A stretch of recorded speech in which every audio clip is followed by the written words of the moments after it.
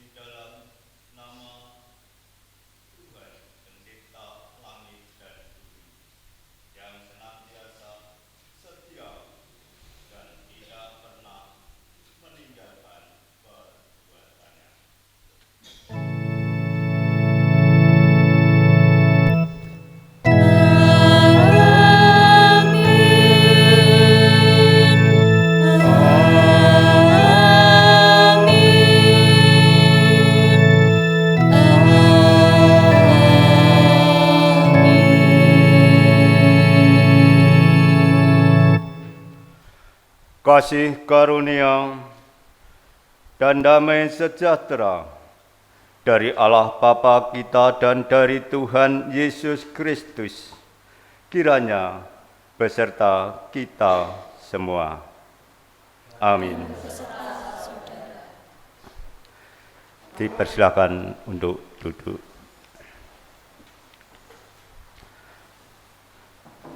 Saudara-saudara yang dikasihi Tuhan, di dalam perjanjian lama, kehadiran Allah dinyatakan dengan didirikannya kemah suci.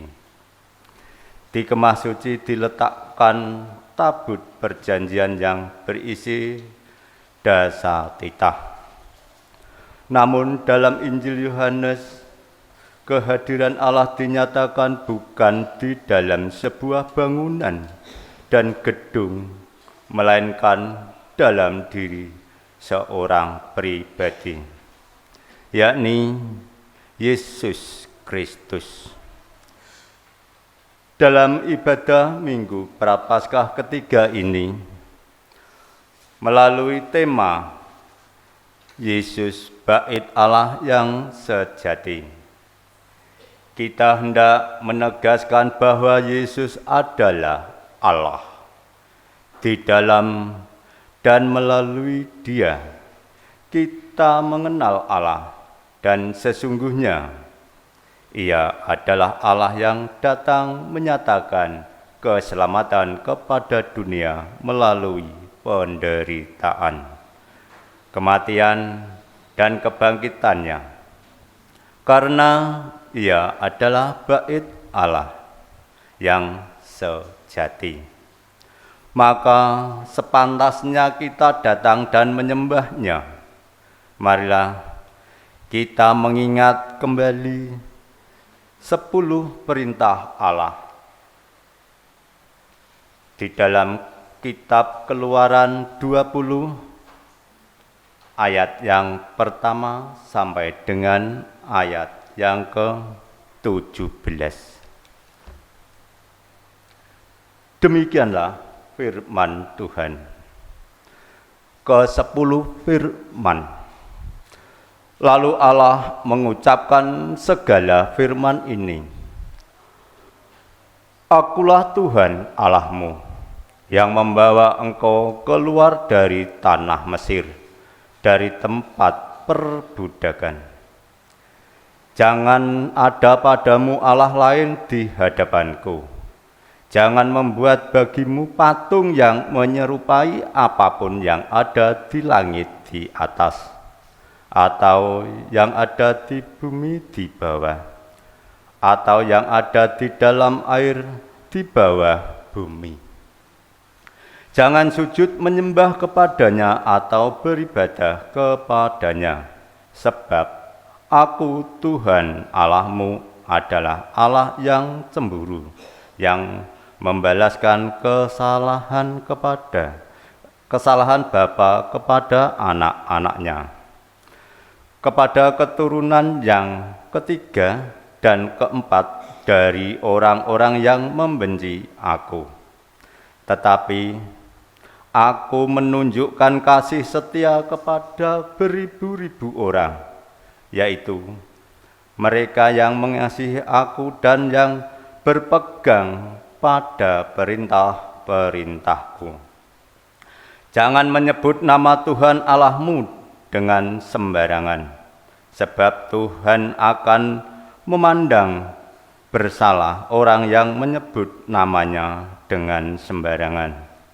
Ingatlah dan kuduskanlah hari Sabat. 6 hari lamanya engkau akan bekerja dan melakukan segala pekerjaanmu. Tetapi hari ke-7 adalah hari Sabat Tuhan Allahmu, maka jangan melakukan sesuatu pekerjaan. Engkau atau anakmu laki-laki atau anakmu perempuan, atau hambamu laki-laki atau hambamu perempuan, atau hewanmu, atau orang asing yang di tempat kediamanmu, Sebab 6 hari lamanya Tuhan menjadikan langit dan bumi, laut dan segala isinya, dan ia berhenti pada hari ke-7. Itulah sebabnya Tuhan memberkati hari Sabat dan menguduskannya. Hormatilah ayahmu dan ibumu, supaya lanjut umurmu di tanah yang diberikan Tuhan Allahmu kepadamu. Jangan membunuh, jangan berzina, jangan mencuri, jangan mengucapkan saksi dusta tentang sesamamu, jangan mengingini rumah sesamamu, jangan mengingini istrinya atau hambanya laki-laki atau hambanya perempuan, atau lembunya atau keledainya, atau apapun yang dipunyai sesamamu. Marilah kita menanggapinya dengan menyanyikan Mazmur 19 bersahutan.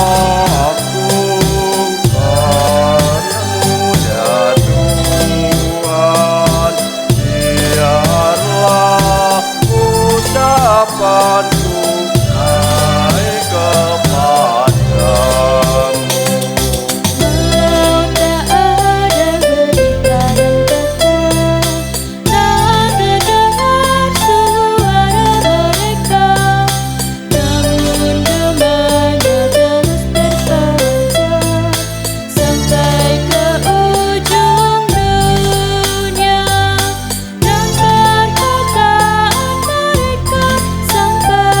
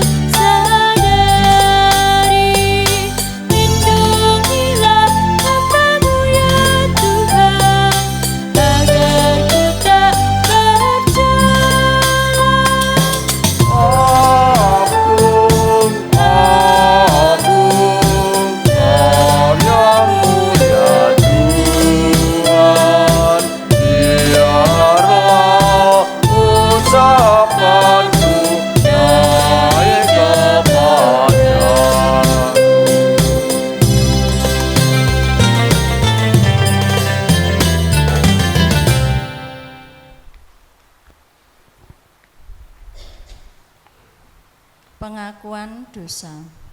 Marilah kita menghayati cinta kasih Tuhan melalui pembacaan 1 Korintus 1 ayat 18 sampai yang ke-25.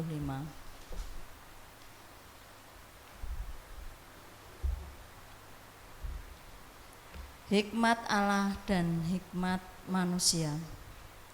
Sebab pemberitaan tentang salib memang adalah kebodohan bagi mereka yang akan binasa. Tetapi bagi kita yang diselamatkan, pemberitaan itu adalah kekuatan Allah. Karena ada tertulis, aku akan membinasakan hikmat orang-orang berhikmat, dan kearifan orang-orang bijak akan kulenyapkan. Di manakah orang yang berhikmat? Di manakah ahli Taurat? Di manakah pembantah dari dunia ini? Bukankah Allah telah membuat hikmat dunia ini menjadi kebodohan?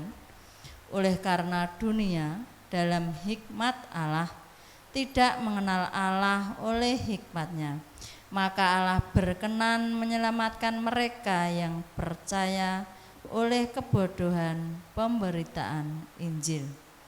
Orang-orang Yahudi menghendaki tanda dan orang-orang Yunani mencari hikmat. Tetapi kami memberitakan Kristus yang disalibkan, untuk orang-orang Yahudi suatu batu sandungan, dan untuk orang-orang bukan Yahudi suatu kebodohan. Tetapi untuk mereka yang dipanggil, baik orang Yahudi maupun orang bukan Yahudi, Kristus adalah kekuatan Allah dan hikmat Allah. Sebab yang bodoh dari Allah lebih besar hikmatnya daripada manusia, dan yang lemah dari Allah lebih kuat daripada manusia.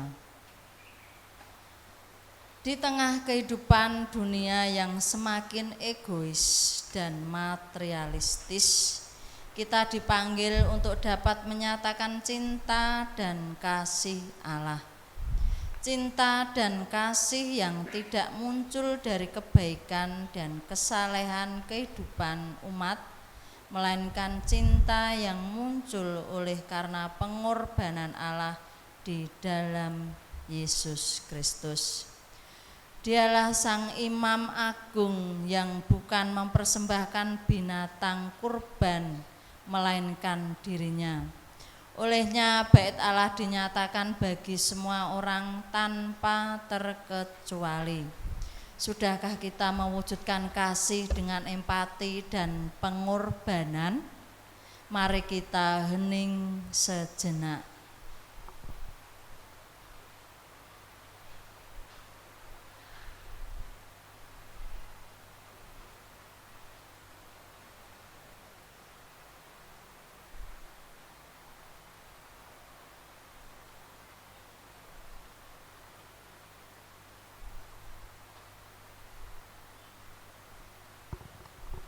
Cukup, marilah kita menyatakan penyesalan kita dengan menyanyikan Kidung Jemaat 26 bait 1 dan 2. Mampirlah dengar doaku.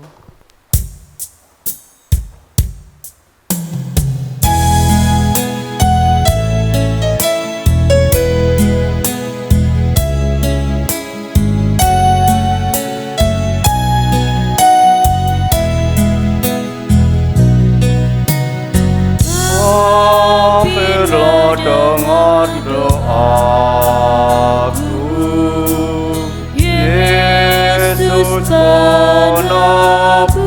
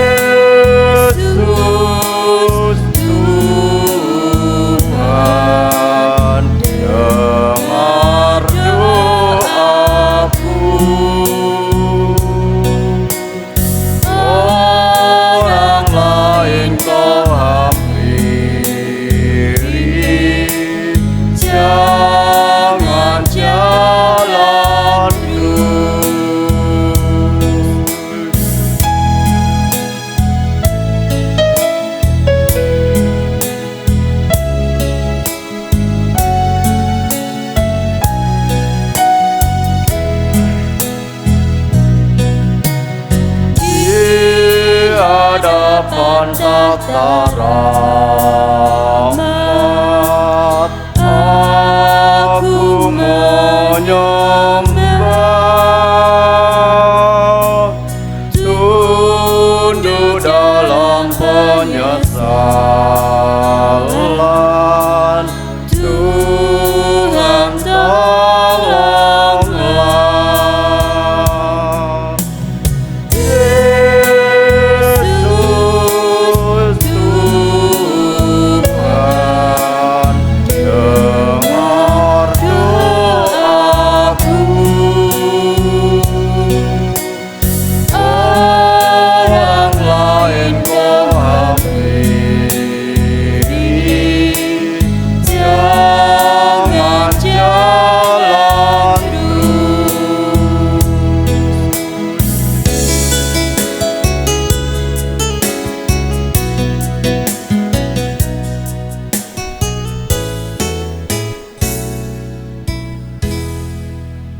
Marilah kita terima berita anugerah dari Allah. Bagi kita yang datang kepada Tuhan dan memohon kasih serta anugerah-Nya, dengarlah berita anugerah Tuhan yang kita dengar dari Yesaya 43 ayat yang ke-11 sampai ayat yang ke-2, ayat yang ke-11 sampai dengan ayat yang ke-12. Demikianlah firman Tuhan. Akulah Tuhan, dan tidak ada juru selamat selain Aku.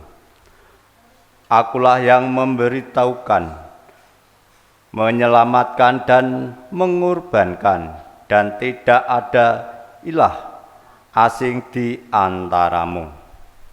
Kamulah saksi-saksiku. Demikianlah firman Tuhan, dan Akulah Allah. Demikianlah berita anugerah dari Tuhan. Marilah kita mengucapkan salam damai kepada saudara-saudara kita yang ada di kanan dan di kiri kita dengan mengucapkan salam damai, salam damai. Marilah kita menyanyikan pujian Kidung Jemaat 220, bait yang pertama dan bait yang kedua. Yesus Kristus memerintah, bait kedua dinyanyikan dengan berdiri.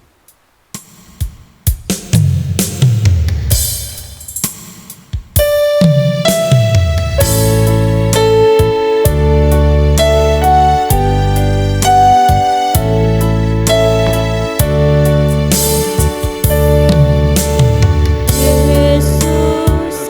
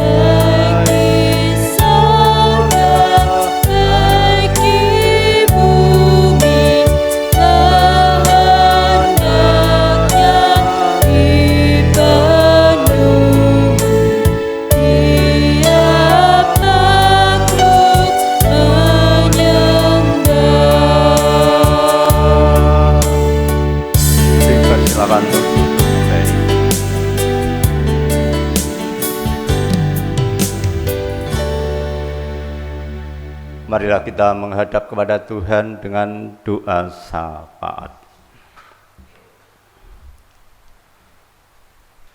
Ya Tuhan, Allah Bapa kami yang bertakhta di kerajaan surga yang maha mulia, kami bersama saudara-saudara kami yang ada di Pepantan Kurupak pada siang hari ini mengucapkan syukur dan terima kasih kepadamu ya Tuhan, karena Engkau selalu memberkati di dalam kehidupan kami. Di setiap saat-saat kami hidup dengan sukacita dan penuh kebahagiaan.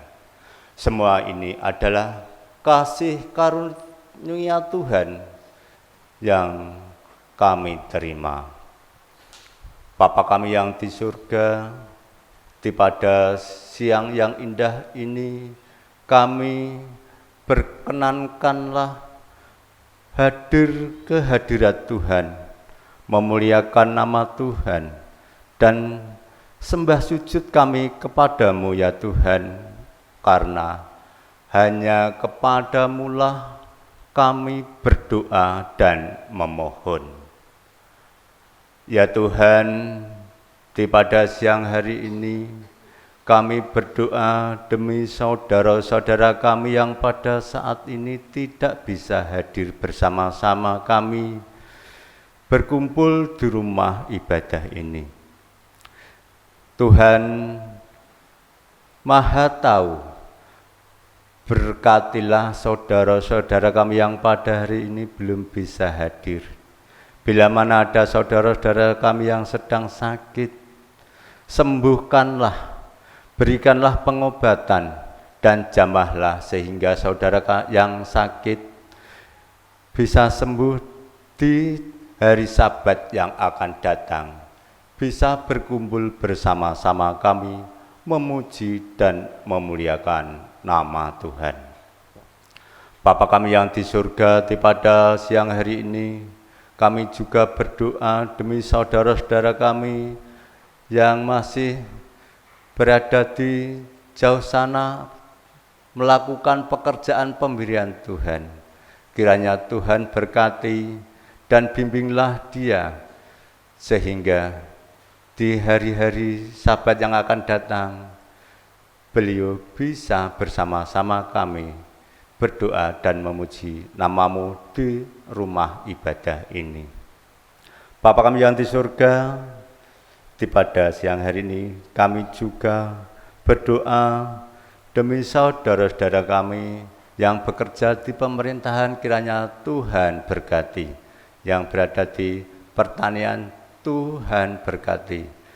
Juga yang berdagang di wira swasta, berkatilah saudara-saudara kami sehingga apa yang dikerjakan bisa menerima berkat dari Tuhan untuk mencukupi kebutuhan di setiap hari. Ya Tuhan, pada siang hari ini kami juga berdoa demi negara Indonesia yang sudah melaksanakan pesta demokrasi sudah usai. Kiranya Tuhan buka hati dan pikirannya kepada beliau yang terpilih menjadi pemimpin bangsa Indonesia. Jadilah pemimpin yang tangguh dan adil dan bisa menyejahterakan rakyat Indonesia. Ya Tuhan, pada hari ini kami juga menyerahkan dosa dan kesalahan kami kepadamu Tuhan, karena banyak dosa-dosa yang meliputi di dalam kehidupan kami, baik dosa yang kami sengaja maupun dosa yang tak kami sengaja. Kiranya Tuhan berikanlah pengampunan segala dosa dan kesalahan kami. Ya Tuhan, sebentar lagi kami juga akan menerima firman Tuhan. Bukalah hati dan pikiran kami, jernihkanlah, dan kami bisa menerima firman Tuhan, sehingga bisa untuk pegangan kehidupan kami di dalam hidup dalam nama Tuhan Yesus Kristus. Bapa kami yang di surga, masih banyak permintaan kami, tetapi kami mengakui menjadi hamba Tuhan yang kurang mampu. Kami orang yang bodoh, kiranya Tuhan berikan satu persatu apa yang hendak kami cita-citakan permohonan kami. Di dalam nama Tuhan kami Yesus Kristus kami berdoa dan mengucap syukur. Haleluya. Amin.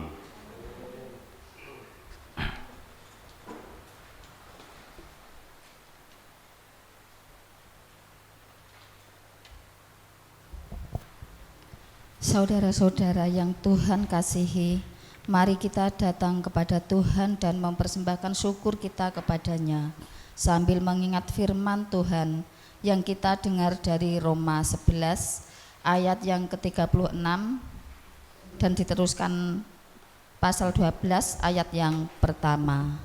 Demikian firman Tuhan. Sebab segala sesuatu adalah dari Dia, oleh Dia, dan kepada Dia. Bagi Dialah kemuliaan sampai selama-lamanya. Amin.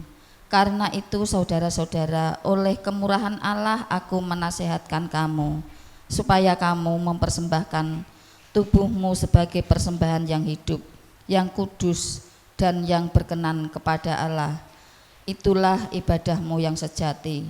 Kidung Jemaat 289, bait yang pertama, Tuhan pencipta semesta menjadi pujian persembahan.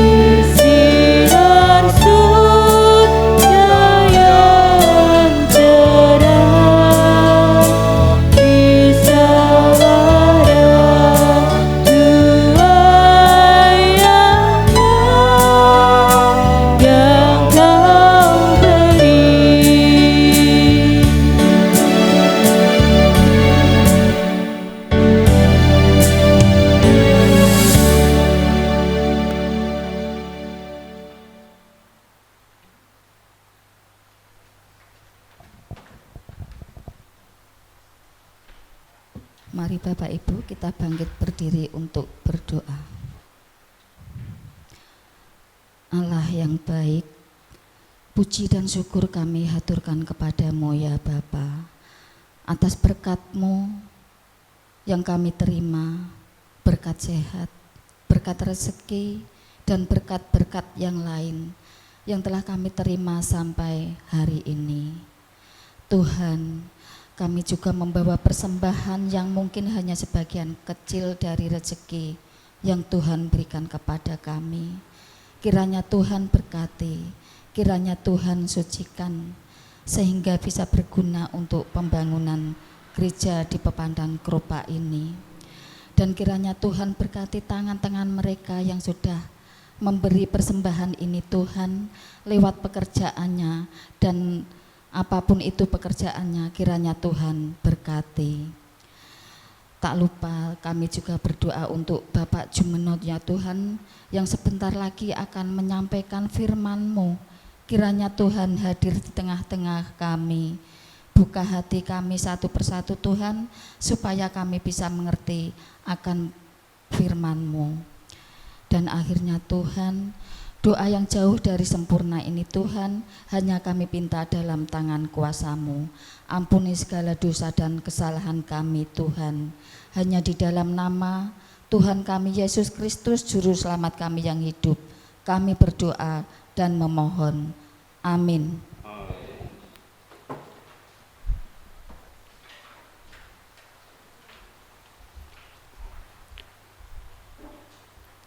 Bapak Ibu yang terkasih di dalam Tuhan Yesus Kristus, pelayanan firman pada hari ini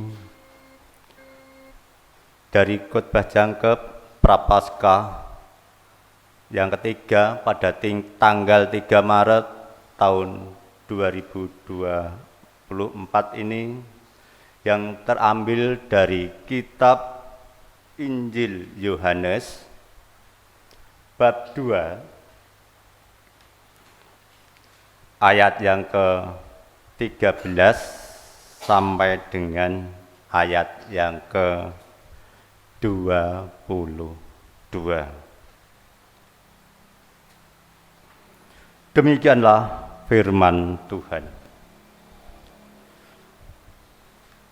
Yesus menyucikan bait Allah. Ketika hari raya Paskah orang Yahudi sudah dekat, Yesus berangkat ke Yerusalem. Dalam bait suci didapatinya pedagang-pedagang lembu, kambing, domba, dan merpati. Dan penukar-penukar uang duduk di situ.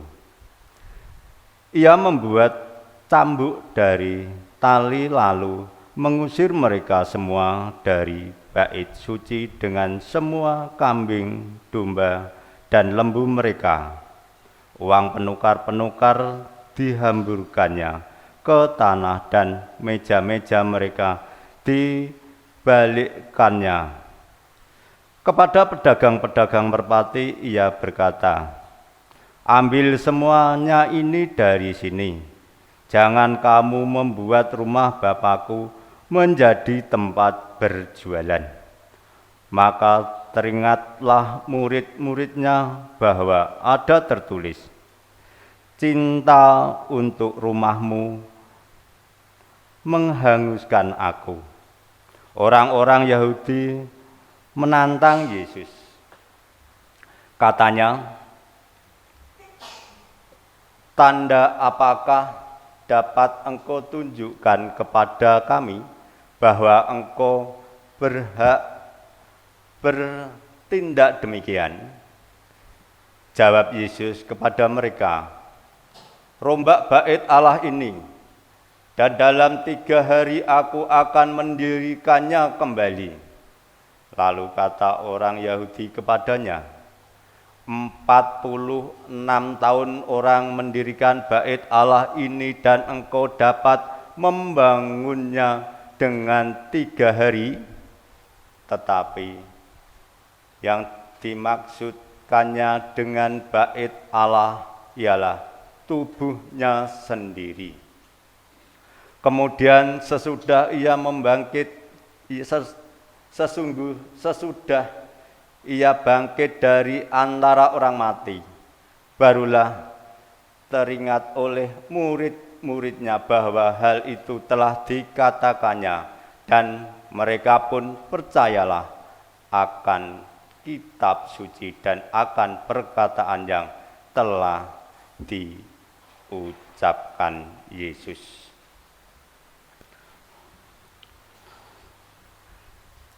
Berbahagialah orang yang mendengarkan sabda Tuhan dan tekun melakukannya. Hosiana.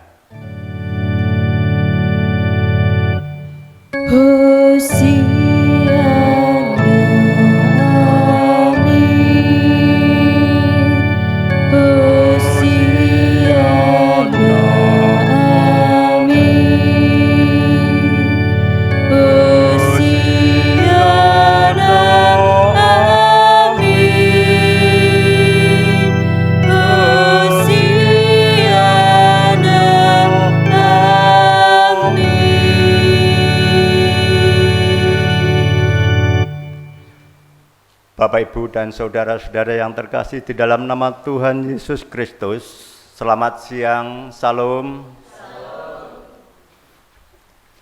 Jangan bosan-bosan menghadapi saya. Baru kemarin berjumpa di gereja ini, saat ini juga berjumpa kembali dengan suasana yang indah. Khotbah jangkep di siang hari ini adalah dengan tema Yesus Bait Allah yang sejati. Yesus Bait Allah yang sejati di hari Prapaskah ketiga ini. Bagi orang Israel, Bait Allah di Yerusalem itu dibangun Raja Salomo dan yang beberapa kali mengalami kehancuran akibat perang dan kemudian dibangun kembali. Bukanlah sekadar bangunan biasa, tetapi ia adalah tempat yang sangat penting, tempat yang paling sakral dan tempat yang paling istimewa. Ada beberapa hal yang membuat Bait Allah itu menjadi penting. Yang pertama, Bait Allah adalah simbol kehadiran Allah bagi orang Israel, karena di baitnya yang kudus Allah bersemayam. Dan yang kedua, Bait Allah adalah tempat yang dan pusat ritual ibadah dilaksanakan. Dan yang ketiga, Bait Allah adalah pusat pengajaran agama. Di Bait Allah, para imam dan pengajar-pengajar lainnya mengajarkan hukum-hukum Allah kepada umat Israel. Bait Allah menjadi tempat di mana umat Israel belajar tentang kehendak Allah dan cara hidup dan yang paling benar menurut hukum Taurat. Dan yang keempat, bagi orang Israel, Bait Allah bukan hanya tempat beribadahan, tetapi juga memiliki makna politik dan nasionalisme. Di Bait Allah ada simbol persatuan dan identitas bangsa digaungkan. Kalau di gereja kita simbolnya adalah salib. Setiap di gereja pasti ada simbol salib. Dengan dilihat hal ini kita dapat mengetahui bahwa Bait Allah bagi orang Israel merupakan hal yang paling penting dan sentral dalam kehidupan mereka. Bapak Ibu yang terkasih di dalam Tuhan Yesus Kristus, simbol-simbol itu bukan dilihat dengan semata-mata saja, tetapi harus memahami akan makna simbol itu. Karena Tuhan Yesus disalib dan dihakimi sampai meninggal itu demi keselamatan bagi orang yang percaya akan Dia. Melihat kenyataan ini, Yesus marah dan bagaikan petugas penjaga ketertiban masyarakat. Ia mengusir para pedagang yang telah menjadikan Bait Allah atau rumah Bapaknya menjadi tempat berjualan. Kemarahan Yesus ini membuat orang-orang yang merasa dirugikan secara materi memprotes tindakan keras kepada Tuhan Yesus. Mereka mempertanyakan otoritasnya sehingga melarang mereka berjualan di sekitar Bait Allah. Jawaban Yesus atas pertanyaan orang-orang Yahudi ini menjelaskan kepada kita apa sesungguhnya makna di balik peristiwa mensucikan Bait Allah ini. Yang pertama, Tuhan Yesus hendak mengatakan bahwa Dialah Bait Allah yang sesungguhnya. Di dalam Dia, kehadiran Allah itu ternyata. Dengan pemahaman ini kita melihat bahwa kehadiran Allah di tengah umat-Nya tidak lagi merupakan bangunan. Bait Allah itu adalah pribadi yang hidup, yakni Tuhan Yesus Kristus. Inilah identitas yang hendak ditampilkan oleh penulis Injil Yohanes tentang Yesus. Sebagai Bait Allah, Yesus adalah pusat ibadah dan kehidupan umat Allah. Identitas Allah sebagaimana yang terdapat dalam bacaan pertama menjadi jelas. Ia adalah pembebas dan kita umat yang sudah dibebaskannya sehingga menjadi orang yang sudah merdeka. Kita dibebaskan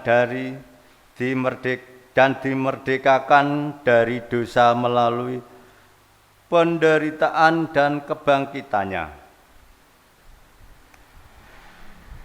Maka beruntunglah kita menjadi hamba Tuhan yang sudah terpilih menjadi umat Tuhan. Maka Tuhanlah yang akan membebaskan kita dari belenggu-belenggu iblis. Dan yang kedua, dalam penglihatan Yesus, orang banyak telah menjadikan Bait Allah yang ada di Yerusalem menjadi tempat berjualan yang syarat dengan manipulasi. Dalam manipulasi tidak ada cinta kasih, belajar dari ajaran Yesus Kristus. Dan para murid memahami bahwa rumah Allah atau Bait Allah harus dihidupi dengan cinta kasih. Para murid mengingatkan perkataan Tuhan Yesus, cinta untuk rumahmu akan menghanguskan aku. Perkataan itu disampaikan Tuhan Yesus saat menyampaikan bahwa Ia akan merombak Bait Allah dan akan membangunnya kembali dalam 3 hari. Pernyataan Yesus itu digenapi melalui kebangkitannya dari antara orang mati pada hari yang ketiga. Jika Bait Allah dihidupi dengan cinta kasih, suasana dan keadaan yang akan dirasakan adalah kehidupan persekutuan yang indah dan sejahtera. Namun kita adalah Bait Allah dijadikan tempat berjualan yang manipulatif. Suasana yang dialami adalah berbagai pementingan diri sendiri. Bila mana ada pedagang di tempat ibadah, contohnya di Wirosari saja sudah harus dibebaskan, di pagar-pagar pun sudah dibebaskan. iku membuat kumuh tempat ibadah. Yesus sebagai bait Allah yang sejati tidak mencari keuntungan bagi dirinya sendiri. Ia tidak berhitung untung atau ruginya dalam menolong dan mengasihi manusia. Ia mau menjalani penderitaan dan kesengsaraan agar setiap orang yang dikasihinya memperoleh hidup yang damai dan sejahtera. Bila Yesus Kristus adalah bait Allah yang sejati, maka kita perlu merenungkan siapa kita. Maka kita harus tekun beribadah, menghadap kepada Tuhan dan memuliakan nama Tuhan. Dan untuk menjawab siapa kita, saya mau bertanya, bila Anda mendengar kata-kata gereja, apa yang segera terlintas dalam kepribadian kita? Sangat mungkin yang muncul dalam pikiran kita adalah gedung dengan menaranya yang tinggi ditambah dengan salib sebagai simbol bahwa ia bukan gedung biasa, tetapi sebuah gedung tempat orang Kristen beribadah. Memang gambaran kita bahwa gereja itu adalah gedungnya. Sangat kuat dalam bertindak kita. Hal ini tergambar dalam ungkapan kita yang berkata, saya mau pergi ke gereja. Maka pada hari Sabat kita harus memuji dan memuliakan nama Tuhan bersama-sama di gedung gereja. Dan alamat gerejamu di mana? Kalau kita menjawab adalah berada di mana-mana kita ada, disitulah pasti ada gedung gereja juga. Maka dari itu saya pernah mengalami di tahun 1988 di Kudus juga ada gereja sebenarnya. Tetapi maklum saya masih kecil, saya takut karena juragan saya orang Muslim kental, orang Sunda, Bandung. Saya bekerja di pabrik kerupuk. Setelah pada bulan Desember saya berpamitan mau Natalan, saya malah dimarahi dari juragan saya. Mas, kalau gitu kok enggak bilang sejak dulu. Kalau Mas bilang sejak dulu, saya suruh ke gereja kok sebenarnya, saya tidak melarang. Maaf Bu, saya gitu. Dia tidak angkuh malah sebenarnya. Orang Muslim kental, tapi kepribadian saya yang kurang berani karena usia yang masih dini waktu itu, tahun 88. Waktu itu orang Sunda yang menyanyikan Ica Tresnawa itu lagunya Duh Engkang. Saya ingat itu. Teman-teman saya orang Sunda semua. Kalau bahasa Sunda saya tidak paham. Ya mbok dipisu-pisu kaya apa aku wis ora ngerti. Tetapi dia malah paham bahasa Jawa karena sudah lama di Kudus. Maka dari itulah setiap kita berada dimanapun juga pasti ada gedung gereja. Pemahaman yang tepat tentang apa atau siapa itu gereja ditulis dengan sederhana dan baik dalam nyanyian Kidung Jemaat 257 secara lengkap. Nyanyian itu berkata demikian tentang gereja. Gereja bukanlah gedungnya dan bukan pula menaranya, bukanlah pintunya. Lihat di dalamnya, gereja adalah orangnya.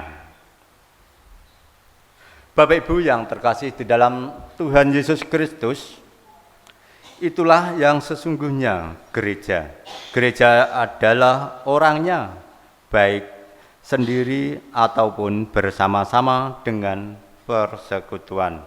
Sedangkan gedung gereja adalah tempat orang percaya bersekutu, melakukan berbagai pelayanan, kesaksian, dan sebagainya. Sebagai gereja, jadilah Yesus Kristus sebagai pusat ibadah dan pusat kehidupan kita. Kita menjadi pusat karena Ia adalah Allah kita atau bait Allah yang sejati. Menjadi Allah di dalam Yesus sebagai pusat hidup akan menjamin kehidupan yang penuh dengan damai sejahtera Allah.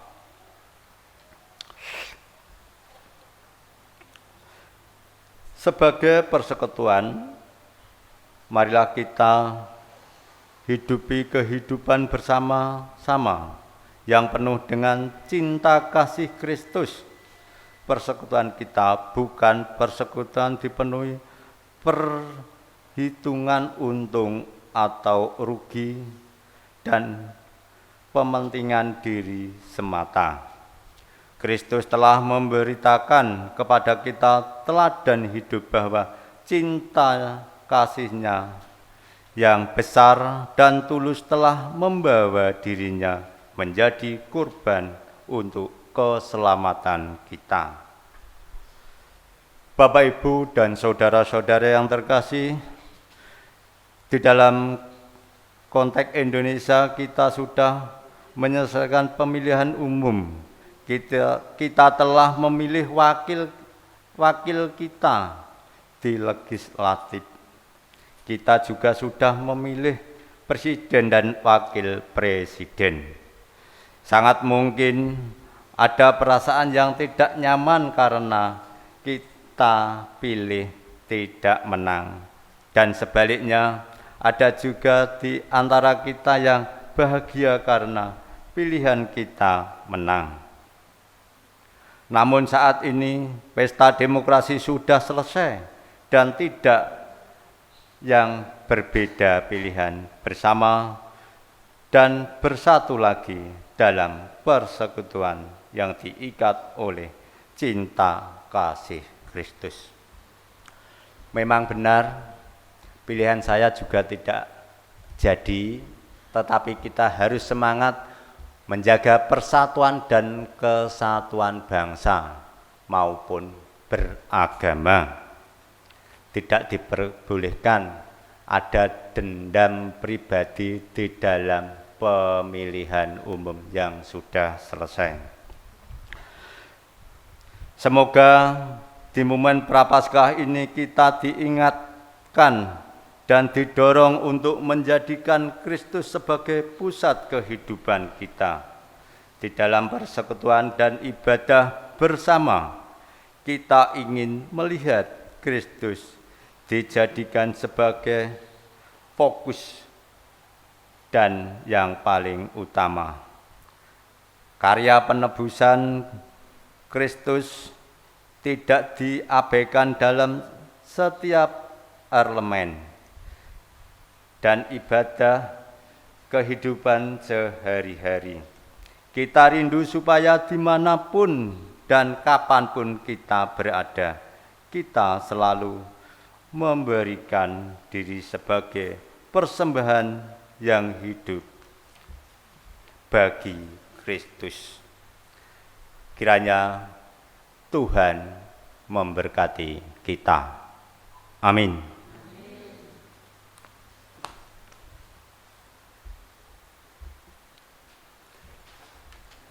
Bapak Ibu, mari kita memasuki saat teduh dan berdoa menurut permohonan panjenengan piyambak-piyambak. Nanti akan saya tutup dengan doa Bapa kami. Saat teduh dipersilahkan.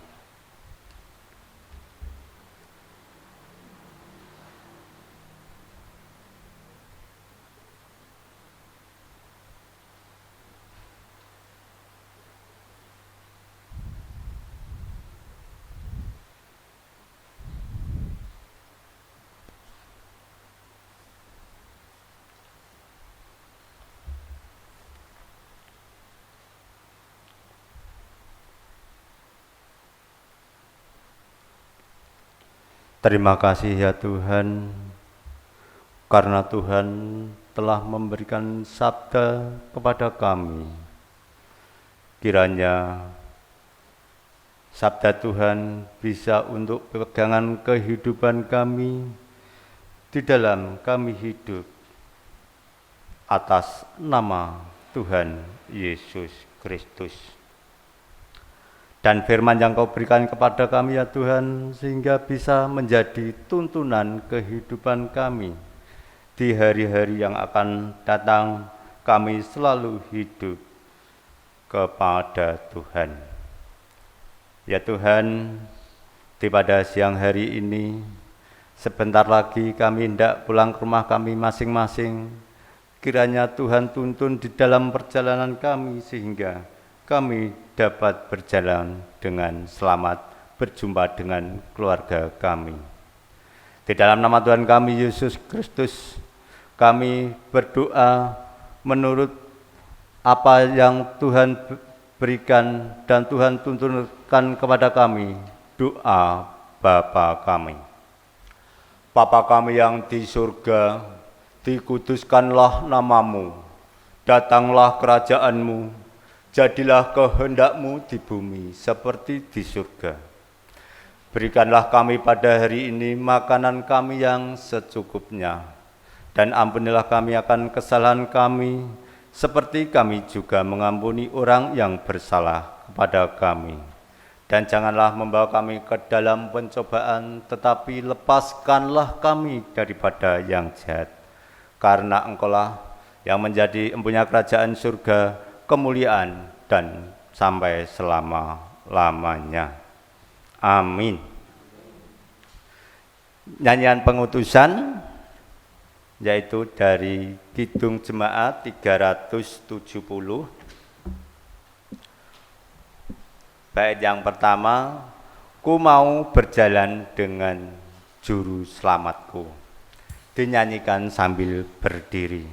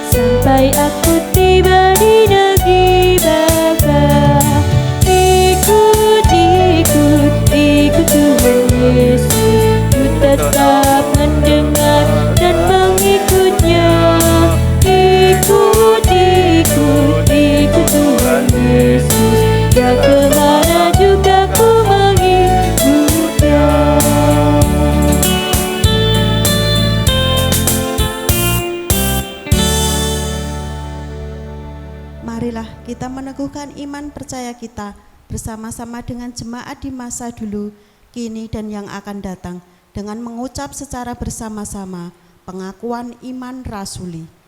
Aku percaya kepada Allah Bapa yang Maha Kuasa, Khalik langit dan bumi, dan kepada Yesus Kristus anaknya yang tunggal Tuhan kita, yang dikandung daripada Roh Kudus, lahir dari anak darah Maria, yang menderita di bawah pemerintahan Pontius Pilatus, disalibkan, mati dan dikuburkan, turun ke dalam kerajaan maut. Pada hari yang ketiga bangkit pula dari antara orang mati, naik ke surga, duduk di sebelah kanan Allah Bapa yang Maha Kuasa, dan akan datang dari sana untuk menghakimi orang yang hidup dan yang mati. Aku percaya kepada Roh Kudus, gereja yang kudus dan am, persekutuan orang kudus, pengampunan dosa, kebangkitan daging, dan hidup yang kekal. Amin. Terimalah berkat Tuhan. Sekarang angkatlah hatimu kepada Tuhan dan arahkan kasih-Mu kepada sesama. Kami mengangkat hati kepada Tuhan dan mengarahkan kasih kepada sesama. Penuhilah panggilan-Mu menjadi pewarta keselamatan dan pemelihara iman. Syukur kepada Allah. melalui hidup dan karyamu, terpujilah Bapa, Anak, dan Roh Kudus. Kini dan selamanya. Terimalah berkat dari Tuhan. Kasih karunia dari Tuhan Yesus Kristus, kasih dari Allah Bapa, dan persekutuan di dalam Roh Kudus menyertai kita semua sampai Maranatha, Tuhan datang kembali. Amin. Pujian penutup dari Kidung Jemaat 370 bait yang kedua.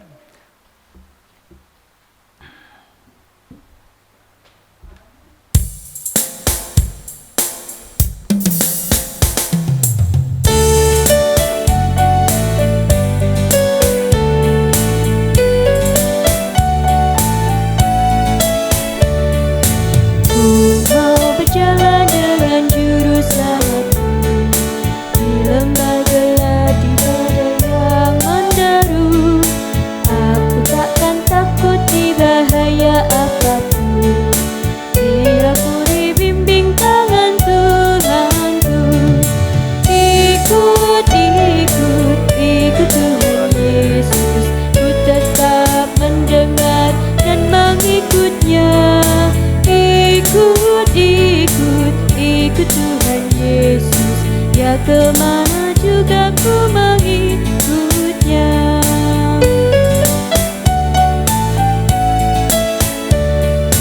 Bersama juru selamat batikku teduh di lembaran kuning ku tampung. Aku takkan takut di bahaya apapun bila ku dibimbing tangan Tuhanku. Ikut Tuhan Yesus, ku tetap mendengar dan mengikutnya. Ikut Tuhan Yesus, ya kemana juga ku